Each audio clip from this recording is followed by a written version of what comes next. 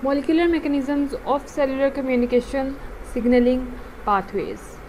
Different mechanisms जो कि cellular communication में या सिग्नलिंग पाथवे में इन्वॉल्व होते हैं, उन डिफरेंट मॉलिक्यूलर मैकेनिज़म्स के बारे में हम देखते हैं कि वो कौन कौन से मैकेनिज़म्स हैं जैसे जिससे सिग्नल ट्रांसडक्शन होती है. Introduction. Receiving and acting on signals across the plasma membrane is a principal property of cells. We all know that the cells receive and act on different signals which they get from our nervous system. तो हमारे nervous system से जिस भी किस्म का signal जो है वो इनको मिलता है हमारे सेल्स को, वो उस तरह का काम करते हैं. और सिर्फ नर्वस सिस्टम नहीं होता, डिफरेंट हार्मोन्स वगैरह भी आपको पता है कि हर हार्मोन का अपना एक ट्रिगर होता है, अपना एक सिग्नल होता है.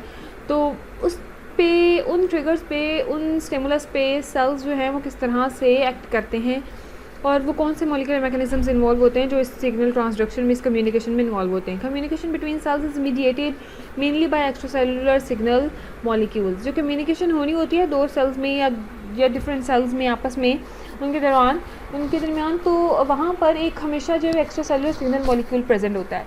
एक्स्ट्रासेलुलर सिग्नल मॉलिक्यूल का मतलब है कि बीच में कोई एक्स्ट्रासेलुलर मॉलिक्यूल लाजमी मौजूद होगा. फॉर एग्जांपल, मेरे और आपके दरमियान में कम्युनिकेशन के लिए बीच में एक पार्टी इन्वॉल्व है and that party is your university. अगर आप लोग यूनिवर्सिटी में ना होते और अगर मैं यूनिवर्सिटी में ना होती तो ये जो एक्स्ट्रा सेलुलर हमारे बाहर जो कि एक्स्ट्रा सेलुलर मॉलिक्यूल मौजूद है यूनिवर्सिटी, अगर ये ना होती तो हमारे दरमियान में कम्युनिकेशन ना होती, आज हम लोग आमने सामने ना होते. तो ये जो कम्युनिकेशन है, कम्युनिकेशन के लिए सेल्स के अंदर भी एक सेल की दूसरे सेल के साथ जो कम्युनिकेशन है बिटवीन सेल्स, ये जो है वो हमेशा किस पे डिपेंड कर रही होती है, किसी एक्स्ट्रासेलुलर सिग्नल मॉलिक्यूल पे. Bacterial cells receive constant input from membrane proteins that act as information receptors. Bacterial cells भी जो है वो कॉन्स्टेंटली इंफॉर्मेशन रिसीव करते रहते हैं, उनकी मेम्ब्रेन जो है वो इंफॉर्मेशन रिसीव करती रहती है. और वहाँ पे जो है इंफॉर्मेशन रिसेप्टर्स होते हैं और वो कौन से हैं, डेट इज़ पीएच और ऑस्मोटिक स्ट्रेंथ. पीएच हो सकती है और ऑस्मोटिक स्ट्रेंथ हो सकता है. तो पीएच चेंज हुआ या ऑस्मोटिक स्ट्रेंथ चेंज हुई तो बैक्टीरिया जो है वो एक स्पेसिफिक सिग्नल जो है वो रिसीव करता है. कोई कुछ अप हुआ, कुछ डाउन हुआ, कोई स्ट्रेंथ अप हुई, कोई स्ट्रेंथ डाउन हुई, तो उससे जो है वो बैक्टीरिया में एक स्पेसिफिक सिग्नल उसको पता चलता है, वो एक सिग्नल होता है उसके लिए और उसके अकॉर्डिंगली फिर वर्क करता है कि नहीं जी ये तो पीएच बहुत लो जा रही है तो मैंने यहाँ पे नहीं रहना, मूव, तो वो वहाँ से मूव कर जाता है एंड सो ऑन. ठीक है, तो इस तरह से जो है सिग्नलिंग कम्युनिकेशन होती है. The availability of food, oxygen and light, कहाँ पे ऑक्सीजन अवेलेबल है, कहाँ पे फूड अवेलेबल है, कहाँ पे लाइट अवेलेबल है. वो बैक्टीरिया जिनको ऑक्सीजन, जो एरोबिक बैक्टीरिया हैं उनके लिए लाजमी ऑक्सीजन चाहिए तो उन्होंने उसी एनवायरनमेंट में रहना है जहाँ पे ऑक्सीजन होगी, और एनारोबिक बैक्टीरिया ने उसी एनवायरनमेंट में रहना है जहाँ पे ऑक्सीजन नहीं होगी. तो ये सारी चीज़ें जो हैं वो डिटरमिन करती हैं, उनको बताती हैं, कम्युनिकेशन होती है इन सारी चीज़ों से उनके बैक्टीरिया के लिए. और प्लाज्मा मेम्ब्रेन के जो रिसेप्टर हैं वो इन चीज़ों को फील करते हैं और फिर जो है वो उसके अकॉर्डिंगली बैक्टीरिया जो है वो एक्ट करता है. The presence of noxious chemicals, predators और कंपिटिटर्स फॉर फूड. इसके अलावा प्रेजेंस हो वहाँ पे कोई नॉक्सियस केमिकल्स की, कोई हार्मफुल केमिकल्स की या पॉइजन्स की या प्रीडेटर्स कोई भी शिकारी वहाँ पे मौजूद हैं, और कॉम्पिटिटर्स या उनकी फूड के लिए कोई कॉम्पिटिटर वहाँ पे मौजूद हैं. तो ये सारी चीज़ें जो है वो इनको सिग्नल करती हैं उनको और वो उसके अकॉर्डिंगली रिस्पॉन्ड करते हैं. Signal represents information that is detected by specific receptors. Signals जो हैं वो रिप्रेजेंट करते हैं एक स्पेसिफिक इन्फॉर्मेशन को जो कि डिटेक्ट करती है कौन, specific receptors. For example in case of bacteria वो स्पेसिफिक रिसेप्टर क्या होता है, प्लाज्मा मेम्ब्रेन.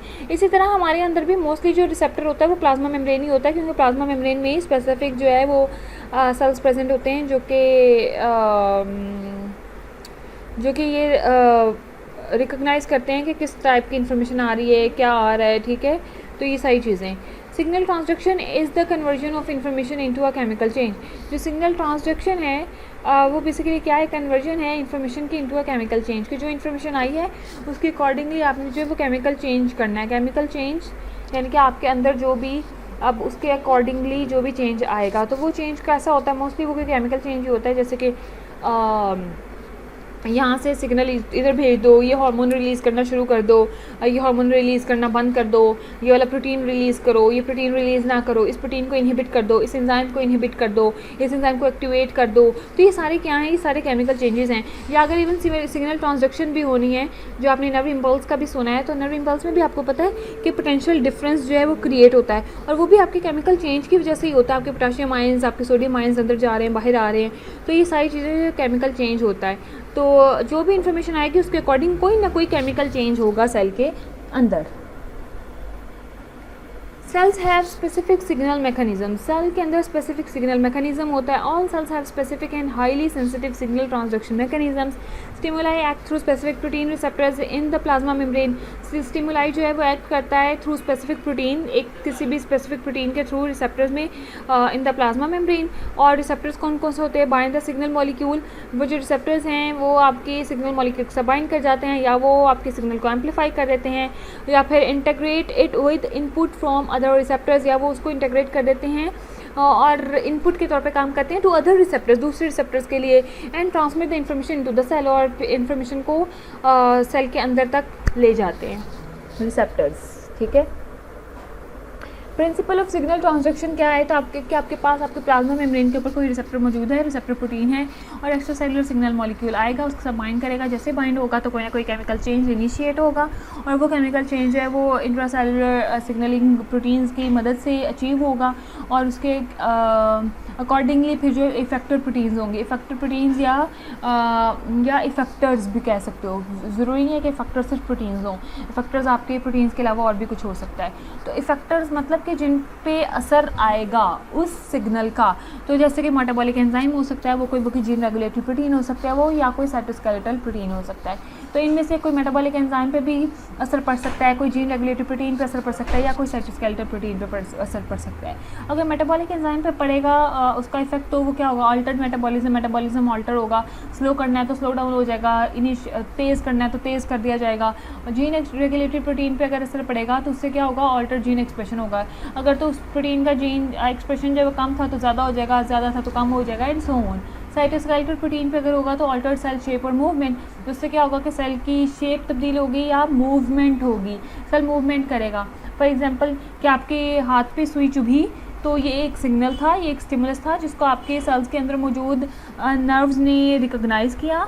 आपकी मेम्ब्रेन ने, जो सेल मेम्ब्रेन पर रिसेप्टर्स मौजूद है, उन्होंने रिकॉग्नाइज़ करने के बाद फ़ौरन जो है वो नर्व इम्पल्स गई दिमाग तक, दिमाग ने उस पर काम किया, काम करके वापस भेजी, और वापस इफेक्टर तक आई। आपके कहाँ इफेक्टर तक, आपके स्केलेटल मसल्स तक आई, और आपके हाथ के स्केलेटल मसल्स तक आई कि हाथ को पीछे हटाओ, और आपका हाथ जो है वो ऐसे विद इन नैनो सेकेंड्स कैसे सुई चुभने पे फ़ौरन पीछे होता है। तो ये इतनी जल्दी से जो केमिकल सिग्नलिंग है वो होती है, सिग्नल ट्रांसडक्शन होती है।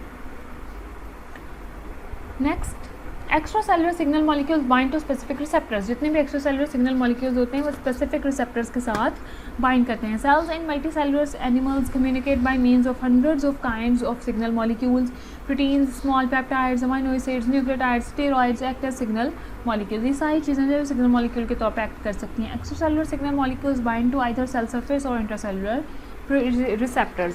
जितने भी एक्स्ट्रा सेलुलर सिग्नल मॉलिक्यूल्स होते हैं वो बाइंड करते हैं या तो आपके आइदर सेल सरफेस के साथ, आपके सेल सरफेस के साथ, या इंट्रासेलुलर रिसेप्टर्स के साथ, या किसके साथ बाइंड करते हैं, वहाँ पे जो इंट्रासेलुलर रिसेप्टर्स मौजूद होते हैं उसके साथ बाइंड कर जाते हैं। Cell surface and intracellular receptors, आप यहाँ पे देख सकते हो, ये सेल सरफेस रिसेप्टर है कि सेल की सरफेस के ऊपर रिसेप्टर मौजूद था, और वहाँ पे आके आपका जो भी एक्स्ट्रा सेलुलर सिग्नल था, एक्स्ट्रा सेलुलर सिग्नलिंग मॉलिक्यूल था वो बाइंड कर गया। इंट्रासेलुलर रिसेप्टर्स में क्या है कि रिसेप्टर जो है वो सेल के अंदर मौजूद होता है, तो कैरियर प्रोटीन आपके उस एक्स्ट्रा सेलुलर सिग्नल मॉलिक्यूल को लेकर जाती है, सेल के अंदर तक ले जाती है, और सेल के अंदर जाके फिर इंट्रासेलुलर रिसेप्टर के साथ आपका वो जो सिग्नल है वो बाइंड करता है, और फिर वो स्पेसिफिक केमिकल मॉडिफिकेशन या केमिकल चेंज जो है वो इनिशिएट करवाता है।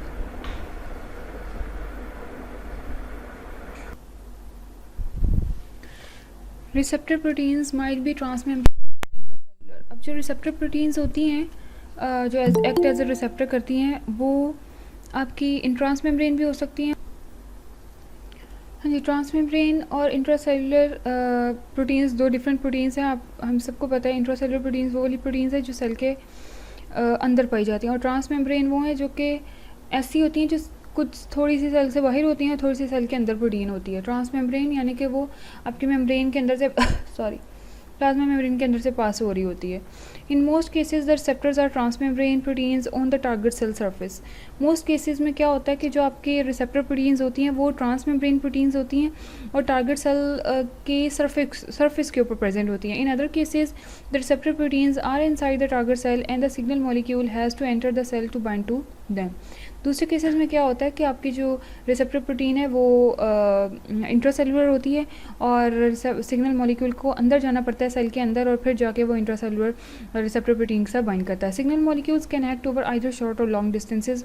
जो भी सिग्नल मॉलिक्यूल्स हैं जो एज ए सिग्नल प्रोड्यूस हो रहे हैं एक्स्ट्रा सेलुलर सिग्नल मॉलिक्यूल्स, वो एक्स्ट्रा सेलुलर सिग्नल मॉलिक्यूल्स जो हैं वो लॉन्ग और शॉर्ट दोनों तरह के डिस्टेंसेस पे काम कर सकते हैं डिपेंडिंग ऑन कि किस टाइप का सिग्नल है, डिपेंडिंग ऑन किस जगह पे रिलीज़ हो रहा है। तो ये सारी चीज़ें जो है उसको डिटरमिन करती है कि वो शॉर्ट डिस्टेंस पे एक्ट करेगा या वो लॉन्ग डिस्टेंस पे एक्ट करेगा। 4 टाइप्स ऑफ इंटरसेलुलर सिग्नलिंग जो है वो पाई जाती है, जिसमें हमारे पास 4 टाइप्स हैं। सबसे पहले है कॉन्टैक्ट डिपेंडेंट। कॉन्टैक्ट डिपेंडेंट या आप इसको डायरेक्ट भी कह सकते हो कि ये क्या है कि इसमें दो सेल्स का आपस में कॉन्टैक्ट होता है और जो सिग्नलिंग मॉलिक्यूल होता है वो बीच में जो गैप होता है दोनों सेल्स के उनकी मदद से जो है वो उस गैप की मदद से जो है वो एक दूसरे के साथ कम्युनिकेट करता है बाय दैट सिग्नल मॉलिक्यूल। तो इसमें जो वो डायरेक्ट कांटेक्ट होना जो है वो ज़रूरी है दोनों सेल्स का, जिसके ऊपर एक्ट होना है।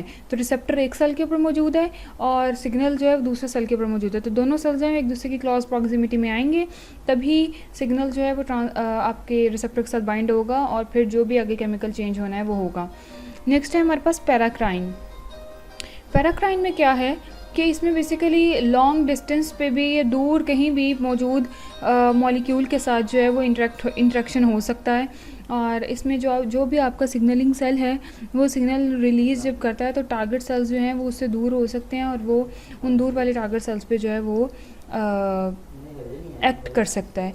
दूसरा हमारे पास साइनेप्टिक। साइनेप्टिक जो है ये हमें सबको पता है कि नर्व हमारी जो नर्व्स हैं उनमें होता है, हमारे नर्व इम्पल्सेस की कंडक्शन के लिए होता है। इसमें क्या होता है बेसिकली न्यूरोट्रांसमीटर रिलीज़ होता है साइनेप्सिस पे जो कि अगले वाले एक्सॉन के साथ जो है अगले वाले सूर्य न्यूरॉन के साथ जो है इंटरेक्ट करता है और जो सिग्नल है वो ट्रांसफ़र करता है। दूसरा है हमारे पास चौथी टाइप जो है हमारे पास इंट्रासेलुलर सिग्नलिंग की वो है एंडोक्राइन। एंडोक्राइन में बेसिकली क्या होता है कि जो भी सिग्नल मॉलिक्यूल है वो ब्लड में रिलीज़ होता है और ब्लड के थ्रू वो डिफरेंट दूर दूर मौजूद टिश्यूज़ में या जो भी उसके टारगेट सेल्स होंगे वहाँ पे चला जाता है और वहाँ पे जाके जो है वो अपना काम परफॉर्म करता है।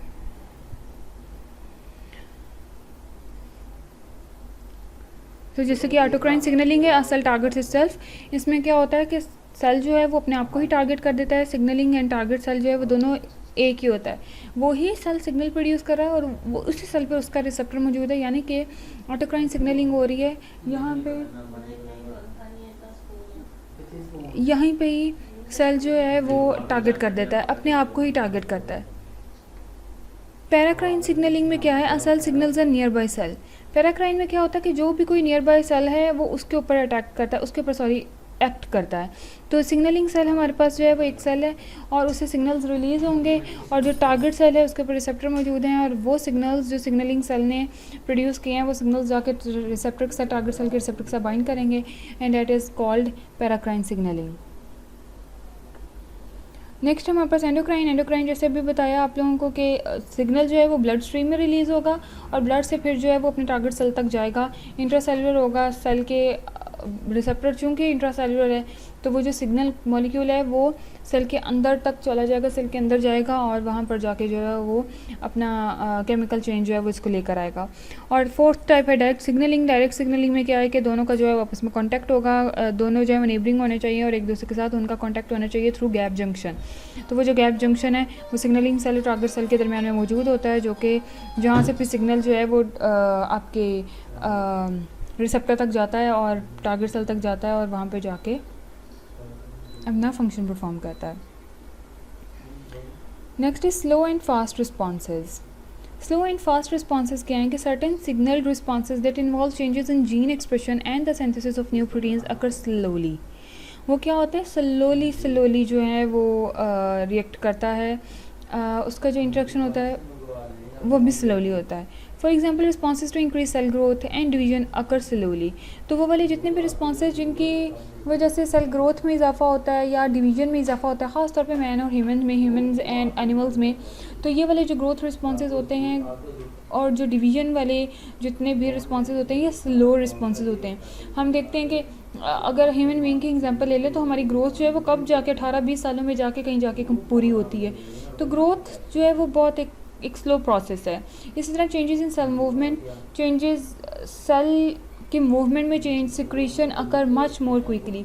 हमारे अंदर जो सिक्रीशंस हो रही हैं, जूस रिलीज़ हो रहा है, कैसे बाइल जूस रिलीज़ हो रहा है और कैसे सेल मूवमेंट हो रही है, सिर्फ हमारे अंदर ही नहीं, बैक्टीरिया में देख लें, एनिमल्स में देख लें, प्लांट्स में देख लें, तो ये जो सेल मूवमेंट है, सिक्रीशन है, ये क्विक रिस्पांस होता तो ये भी किसी सिग्नल के ही केस में कोई सिग्नल होगा तो ही ये काम होंगे, बट ये जो है फास्ट रिस्पॉन्सेज होते हैं, जबकि एज़ कम्पेयर टू ग्रोथ और आपके जो सेल डिवीजन वगैरह है ये स्लो रिस्पॉन्सेज होते हैं।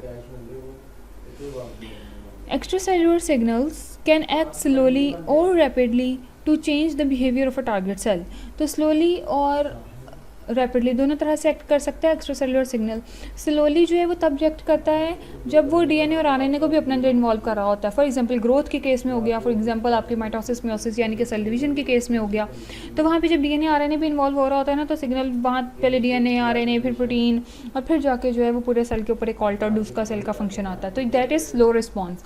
जो आपका फास्ट रिस्पॉन्स है, फास्ट रिस्पॉन्स में इधर लेफ़्ट साइड पे देखें जो रेड एरोज से आपको दिखाया है कि ये जो सिग्नल है ये डायरेक्टली आपकी सेल के अंदर मौजूद प्रोटीन के ऊपर एक्ट करता है और फ़ौरन से ही फंक्शन ऑल्टर्ड हो जाता है और सेल जो है वो ऑल्टर्ड हो जाता है, यानी कि उसका फंक्शन जो है ऑल्टर्ड हो जाता है, या जो भी सिग्नल ने जो भी काम करना था तो वो काम हो जाता है। ठीक है, तो ये फास्ट रिस्पॉन्स होता है जिसमें डायरेक्टली प्रोटीन पे एक्ट कर दिया गया, जबकि दूसरी तरफ डीएनए आरएनए की तरफ है तो वो स्लो रिस्पॉन्स होता है।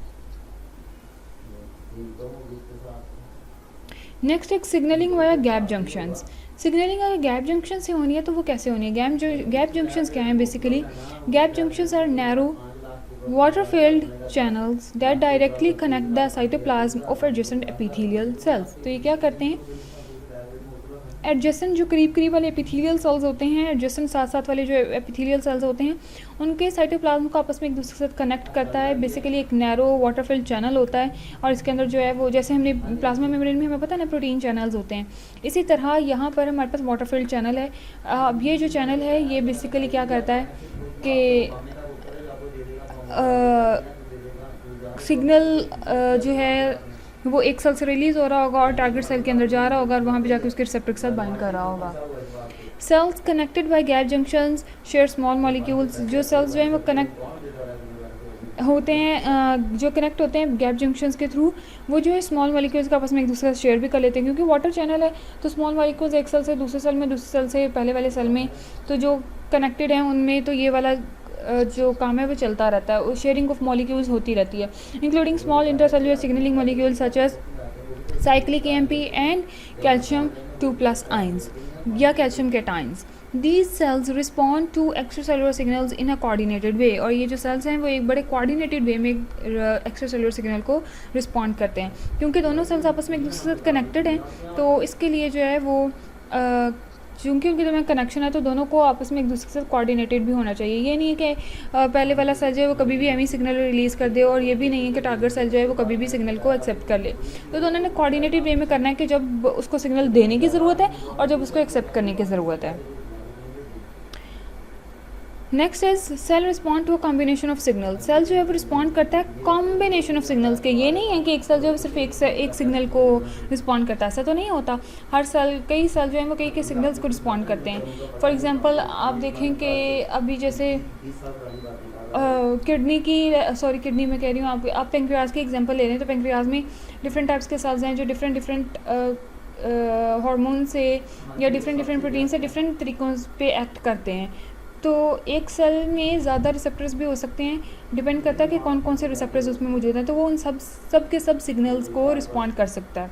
Animal cell is program to respond to specific combinations of extracellular signal molecules, जैसे कि सर्वाइवल के, जहाँ पे सर्वाइव करना है, ग्रो एंड डिवाइड के, और इसके अलावा डिफरेंशिएट के, और इसके अलावा डाई के। तो ये सारे सिग्नल्स, ये सारे जो रिसेप्टर्स हैं उस सेल के ऊपर, एक ही सेल के ऊपर मौजूद होते हैं, और वो सारे अपने अपने कॉम्बिनेशन में एक्ट करते हैं, रिस्पॉन्ड करते हैं जब वो चीज़ रिक्वायर होती है, जब वो काम रिक्वायर होता है, सिर्फ तब होता है। अब आप सर्वाइव थ्री टाइप के रिसेप्टर्स हैं, थ्री टाइप के सिग्नल्स हैं जो ये एक सेल जो है वो सर्वाइव कर सकता है और उसके अगेंस्ट रिस्पॉन्ड कर सकता है। फिर अगर आप ग्रो और डिवाइड के केस में देखें तो ए बी सी के साथ डी और ई भी हैं, ये दो और मज़ीद रिसेप्टर्स हैं जो ग्रो एंड डिवाइड पे भी जो है वो रिस्पॉन्ड कर सकते हैं। इसके अलावा इस तरह डिफरेंशिएट में देखें एफ एंड जी मोर हैं, इस तरह डाई के भी हैं। तो डिफरेंट आपके कॉम्बिनेशन में सिग्नल्स प्रेजेंट होते हैं और सेल जो है वो डिफरेंट कॉम्बिनेशन ऑफ सिग्नल्स को रिस्पॉन्ड कर सकता है। Next, different types of cells respond differently to the same signal molecule. Different types के सेल जो हैं वो डिफरेंटली रिस्पॉन्ड करते हैं to same signal molecule. Signal molecule same है बट हर सेल में उसका रिस्पॉन्स जो है वो डिफरेंट है। ऐसा क्यों होता है? single signal molecule usually has different effects on different types of target cells. The effect of acetylcholine receptor proteins on skeletal muscle cells differ from those on heart muscle cells. Obvious बात है, acetylcholine receptor proteins का जो response है, उसके against जो response है skeletal sales में और तरह का होगा और हार्ट सेल्स में और तरह का होगा। एसिटाइलकोलिन क्या करता है? Decreases the rate and force of contraction in heart muscles. Heart muscles में एसिटाइलकोलिन जितना ज़्यादा होगा वो रेट और फोर्स ऑफ कॉन्ट्रैक्शन जो हार्ट की है उसको कम कर देगा। Acetylcholine stimulates skeletal muscle cells to contract, जबकि एसिटाइलकोलिन को अगर हम देखें मसल सेल्स में तो मसल सेल्स में क्या होता है कि एसिटाइलकोलिन कॉन्ट्रैक्शन में इजाफा कर देता है, स्टिमुलेट कर देता है मसल सेल्स को कि वो फर्दर और ज़्यादा कॉन्ट्रैक्ट हों, जबकि हार्ट में वो उसकी कॉन्ट्रैक्शन को कम कर देता है, फोर्स कर देता है कि वो कॉन्ट्रैक्शन ना हो, ठीक है, उसको कम कर देता है। तो action of acetylcholine and different types of cells, ऐसे देख सकते हैं कि decrease rate and force of contraction हो गई हार्ट सेल्स पे, और जबकि दूसरी तरफ इंक्रीज जो है वो कॉन्ट्रैक्शन हो गई है मसल सेल्स में। तो देखें कॉन्ट्रैक्शन कितनी ज़्यादा है, मसल सेल कितना ज़्यादा कॉन्ट्रैक्ट हो गया है, जबकि हार्ट सेल्स में देखें तो वहाँ पे कॉन्ट्रैक्शन इतनी ज़्यादा नहीं है। Gaseous signaling molecules. Gaseous signaling molecules, most extracellular signal molecules are hydrophilic and bind to receptors on the surface of the target cell. बहुत सारे एक्स्ट्रासेलुलर सिग्नल मॉलिक्यूल्स ऐसे होते हैं जो कि हाइड्रोफिलिक इन नेचर होते हैं और वो अपने रिसेप्टर्स के साथ बाइंड कर जाते हैं, कहाँ पर? टारगेट सेल के सरफेस के ऊपर। Other signal molecules are hydrophobic. कुछ सिग्नल मॉलिक्यूल्स कैसे होते हैं? वो हाइड्रोफोबिक होते हैं and small enough to pass readily across the target cells plasma membrane. और वो इतने छोटे होते हैं, एक तो हाइड्रोफोबिक है और दूसरा वो बहुत छोटे होते हैं कि ये टारगेट सेल की प्लाज्मा मेम्ब्रेन से बहुत आसानी से बआसानी पास कर जाते हैं। जैसे हमारे पास nitrogen oxide and carbon monoxide are gases acting as signaling molecules. ये दो ऐसे गैसेज हैं, nitrogen monoxide and carbon monoxide, जो कि एक्ट करती हैं हमारे अंदर एज ए सिग्नलिंग मॉलिक्यूल्स। और हमें पता है कार्बन मोनोऑक्साइड जो है वो क्यों जो है वो लिथल है, क्योंकि ये इससे क्या होता है कि सांस नहीं आता, प्रॉपर ऑक्सीजन कैरिंग कैपेसिटी जो हीमोग्लोबिन की होती है वो कम हो जाती है, क्योंकि कार्बन मोनोऑक्साइड की कैपेसिटी ज़्यादा है to bind with the haemoglobin. तो हीमोग्लोबिन जो है वो कार्बन मोनोऑक्साइड के साथ ज़्यादा बाइंड कर जाता है एज़ कम्पेयर टू ऑक्सीजन। तो जब ये काम हो रहा होगा तो फिर क्या होगा, ऑक्सीजन कैरिंग कैपेसिटी कम हो जाएगी और हीमोग्लोबिन ऑक्सीजन को कैरी नहीं करेगा। ऑक्सीजन कैरी नहीं होगा तो टिश्यूज़ को ऑक्सीजन नहीं मिलेगी, टिश्यूज़ को ऑक्सीजन नहीं मिलेगी तो कार्बन मोनोऑक्साइड की वजह से क्या होगा, सेल्स की डेथ होना शुरू हो जाएगी और सेल्स जो है वो डाई कर जाएंगे और अल्टीमेटली जो है वो इंसान की भी डेथ हो सकती है। तो ये दो ऐसे गैसेस हैं जो कि सिग्नलिंग मॉलिक्यूल के तौर पर एक्ट करते हैं। That is why they are known as gaseous signalling molecules. The role of nitric oxide NO is in smooth muscle relaxation in a blood vessel wall. जो आपका नाइट्रिक ऑक्साइड है इसका role क्या है स्मूथ मसल रिलैक्सेशन में in a blood vessel cell wall में। Blood vessels की जो वॉल्स होती हैं उसमें होता है कि ये क्या करता है, स्मूथ मसल्स को रिलैक्स करवाता है। यहाँ पे आपके पास एक्टिवेटेड नर्व टर्मिनल है, ये एक्टिवेटेड नर्व टर्मिनल आपके एंडोथेलियल सेल के साथ के रिसेप्टर के साथ बाइंड हो रहा है और वहाँ पे सिग्नल प्रोड्यूस कर रहा है। आपका जो नाइट्रोजन मोनोऑक्साइड है जिसको आप नाइट्रिक ऑक्साइड भी कहते हो, रैपिडली डिफ्यूज़ कर जाता है ऑफ नो अक्रॉस मेम्ब्रेन। जो आपका नो है डेट इज़ नाइट्रिक ऑक्साइड, वो रैपिडली क्या करता है, डिफ्यूज़ कर जाता है अक्रॉस द मेम्ब्रेन। जब वो अक्रॉस द मेम्ब्रेन जाता है तो जीटीपी से साइक्लिक जीएमपी बनता है और जो आपका नाइट्रिक ऑक्साइड है वो बाउंड कर जाता है ग्वानालाइल साइक्लेज के साथ। जब ये काम होता है तो फिर क्या होता है, रैपिड रिलैक्सेशन हो जाती है स्मूथ मसल सेल्स की। स्मूथ मसल सेल्स जो रैपिडली रिलैक्स हो जाते हैं और उनकी कॉन्ट्रैक्शन जो है वो ख़त्म हो जाती है।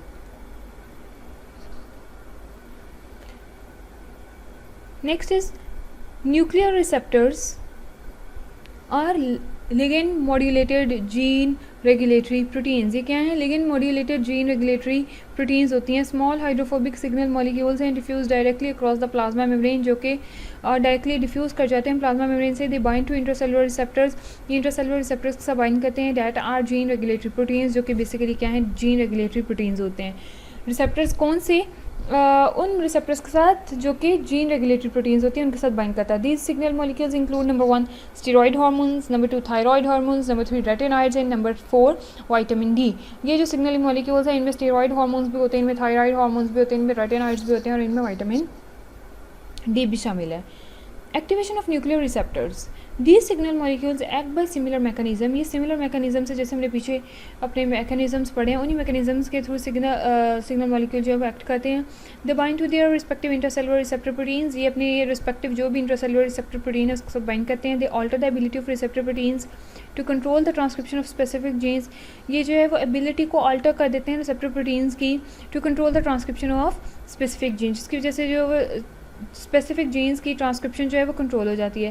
The receptors belong to nuclear receptor super family are all structurally related. ये जो रिसेप्टर्स हैं ये basically nuclear receptor super family से बिलोंग करते हैं और ये सारे के सारे जो स्ट्रक्चरली रिलेटेड हैं, जिसकी वजह से ट्रांसक्रिप्शन कम या ज़्यादा एंड सो ऑन होती रहती है। हमने अपने आप लोगों ने बायोकेमिस्ट्री, अपना जो कार्बोहाइड्रेट्स का कोर्स था, बायोकेमिस्ट्री ऑफ कार्बोहाइड्रेट्स का BC 304 आई गेस, तो आप लोगों ने कोई शायद सेमेस्टर 2 में या 4 में पढ़ा होगा। उस कोर्स में भी आप लोगों ने देखा था कि इंसुलिन कम होती है, इंसुलिन ज़्यादा होती है तो ये काम हो रहा है, ये होता है तो ये हो रहा है, और साथ में जो एलिस्टेरिकली भी चीज़ें कंट्रोल हो रही थी। एक्सप्रेशन एलिस्टेरिकली भी कंट्रोल हो रहा होता है कि ट्रांसक्रिप्शन अगर ज़्यादा हो गई तो उस इंसुलिन का जो एक्सप्रेशन है वो ज़्यादा होगा, ट्रांसक्रिप्शन कम है तो इंसुलिन का रिसेप्टर जो एक्सप्रेशन है वो भी कम होगा। तो ये जो ट्रांसक्रिप्शन कम या ज़्यादा ये कैसे होती है, ये बेसिकली इन्हीं रिसेप्टर्स की वजह से होती है। इनएक्टिव रिसेप्टर और एक्टिव रिसेप्टर, दो रिसेप्टर्स हैं यहाँ पे आपको दिखाए गए। इनएक्टिव रिसेप्टर पे सबसे पहले आए जो बी है, इसमें देखें कि आपके पास क्या है, एक लिगेंड बाइंडिंग डोमेन है और उसके एंड पे बिल्कुल कार्बन जो आपका कार्बोक्सिल ग्रुप है वो मौजूद है COOH, और वो उसके साथ जो इनहिबिटरी प्रोटीन है और DNA बाइंडिंग डोमेन है आपकी लिगेंड की, और लिगेंड की ट्रांसक्रिप्शन एक्टिवेटिंग डोमेन है, और साथ में उसके जो है वो अमाइनो ग्रुप बाइंड किया हुआ है। तो ये जो है वो इनएक्टिव रिसेप्टर है। एक्टिव ये कब होगा, जैसे ही DNA के साथ DNA बाइंडिंग डोमेन बाइंड करेगी और ट्रांसक्रिप्शन एक्टिवेटिंग डोमेन जो है वो को एक्टिवेटेड प्रोटीन के साथ बाइंड करेगा, तो और लिगेंड जो है वो बीच में आके लोकेट हो जाएगा लिगेंड बाइंडिंग डोमेन के अंदर, तो ट्रांसक्रिप्शन ऑफ टारगेट जीन जो है वो एक्टिव हो जाएगा और वो उस स्पेसिफिक जीन की ट्रांसक्रिप्शन जो है वो स्टार्ट हो जाएगी। This is all about this lecture. So if you have any question, please ask me, students.